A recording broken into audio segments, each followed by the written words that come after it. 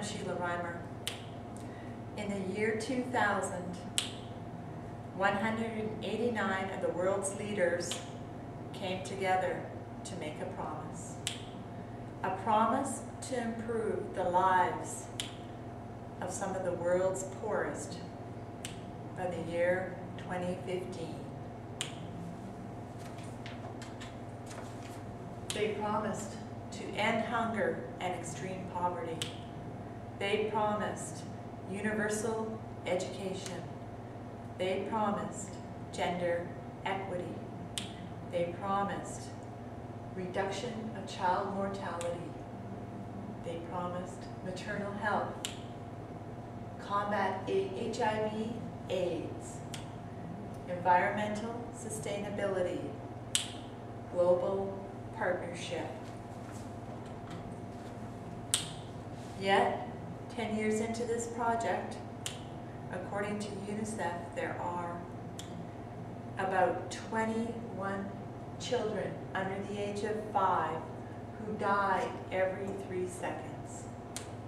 So there you have it. They die from preventable causes brought on by extreme poverty.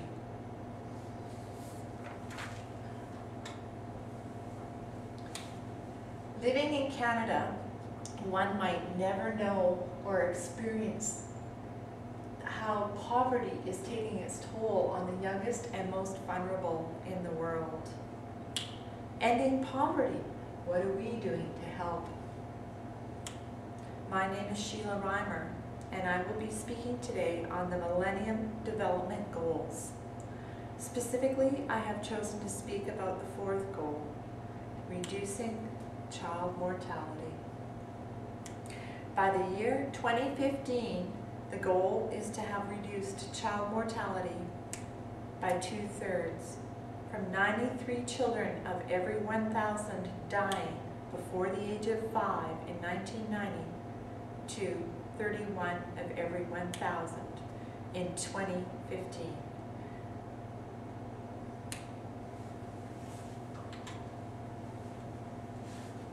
What are students at UFV and all over Canada doing to support and achieve this goal? We are now 10 years into the campaign and are 32% on the way towards achieving our goal of reducing child mortality. Sadly, there still are 8.8 million children dying before their 5th birthday. Thankfully, there is hope. Inexpensive, cost-effective, proven interventions have had and continue to have a tremendous impact on these poor people, the impoverished. Since 1990, the global under 5 mortality rate has been cut in half.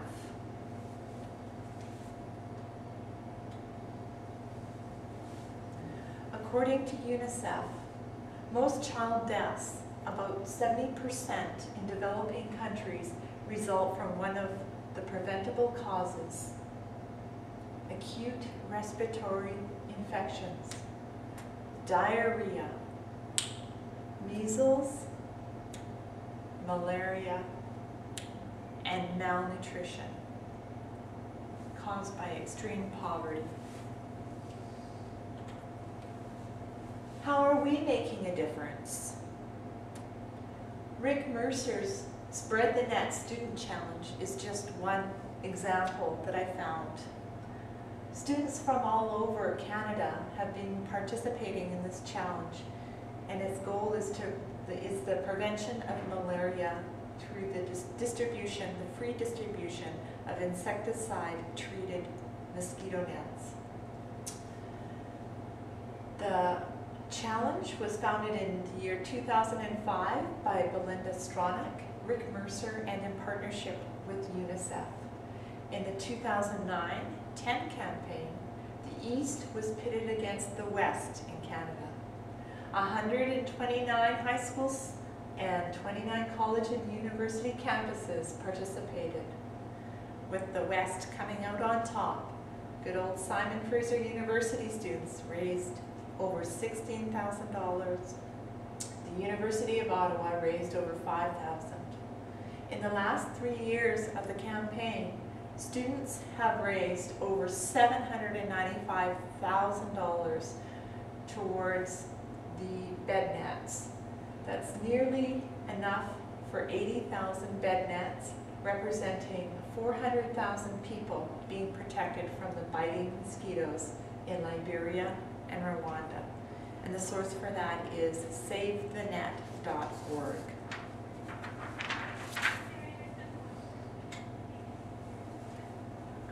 What about UFE students?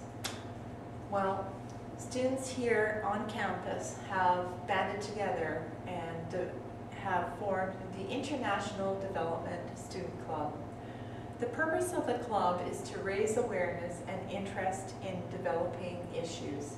They want to raise funds for international outreach for our students, to participate in overseas projects and conferences, and also create relationships with the international community.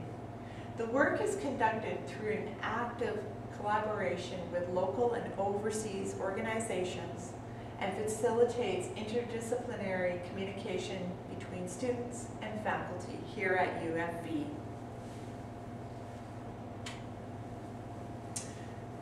UFB also houses the Global Development Institute.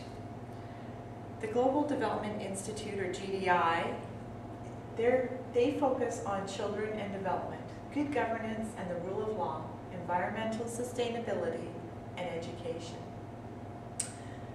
For example, a comprehensive plan was developed to improve the accessibility to clean drinking water in Uganda, Africa, providing clean, safe drinking water, extending the water supply to a new medical clinic in the school district.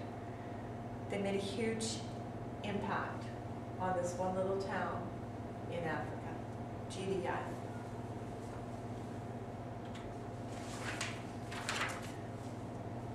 There's an exciting new project at UFE that is being proposed, that will bring both youth in developing and developed countries together. The goal is to help achieve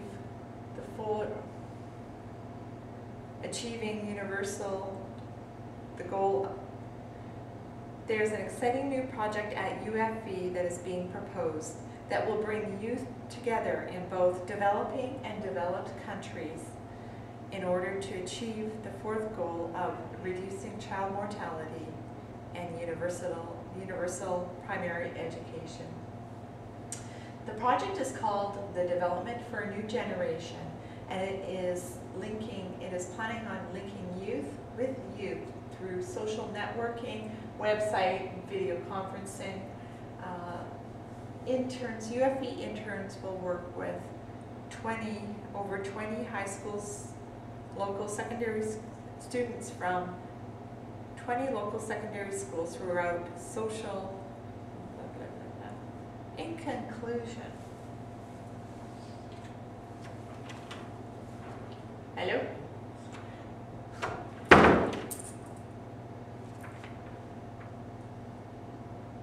There is an exciting new project at UFB that is being proposed that will bring youth in both developing and developed countries together to help achieve the fourth goal of reducing child mortality and achieving universal primary education.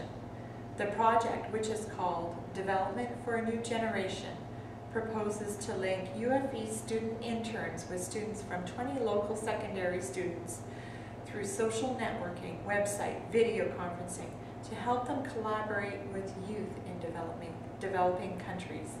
Youth will work together with other youth to collaborate on projects and information share in order to support the two goals of reducing child mortality and access to primary education.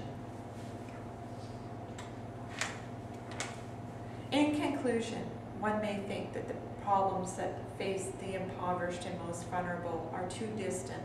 They're too far removed that we just can't make a difference. But the truth is that there are many ways that students living right here in the Fraser Valley can and do make differences every day. One only needs to look around to find out different ways you can make a difference. Whether you live in Abbotsford, Toronto, New York, or London, we have to think beyond our towns and our cities and our nations in order to help reduce global extreme poverty. If 189 world leaders had the vision to make the reduction of poverty a priority, then shouldn't you? Thank you.